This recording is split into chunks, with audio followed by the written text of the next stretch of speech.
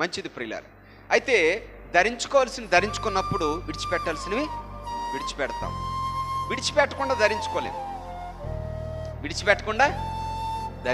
కనుక విడిచిపెట్టాలి, ధరించుకోవాల్సినవి ధరించుకోవాలి. దేవునికి మహిమ కలుగునుగాక. దేవుని బిడ్డలుగా, విశ్వాసులుగా, క్రైస్తవులుగా, జీవం కలిగిన దేవుని బిడ్డలుగా మనం ఏం ధరించుకోవాలో మనం తెలుసుకుందాం. మొదటిగా రోమిలకు రాసిన పత్రిక 13వ అధ్యాయం 14వ వచనం చదవండి రా తల్లి.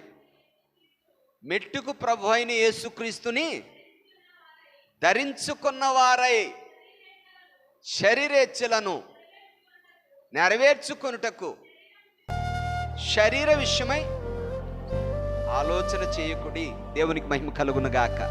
హల్లెలూయా. ప్రియులారా, గతంలో శరీరానుసారంగా బ్రతికాం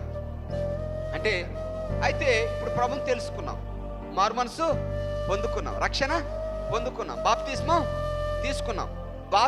తీసుకున్న మనం, ప్రభువుని నమ్ముకున్న మనం, మారు మనసు పొందుకున్న మనం, రక్షణ పొందుకున్న మనం, బాప్తిస్మం తీసుకున్న మనం ఏమయ్యామంటే క్రీస్తు యేసుని ధరించుకున్నాం. హల్లెలూయా. ప్రభు నామానికి మహిమ కలుగునుగాక. నువ్వు ప్రభువుని నమ్మావంటే, పాపక్షమాపణ పొందావంటే, క్రీస్తు రక్తంలో కడగబడ్డావు, రక్షణ పొందావంటే ప్రియులారా, ఎవరు నీలోనికి వచ్చారు? యేసయ్య ఆత్మ నీలోనికి వచ్చారు, యేసు ప్రభు మనలోనికి వచ్చారు. యేసు ప్రభుని మన అంతరంగంలో మనం ఏం చేసుకున్నాం? ధరింప చేసుకున్నాం. హల్లెలూయా.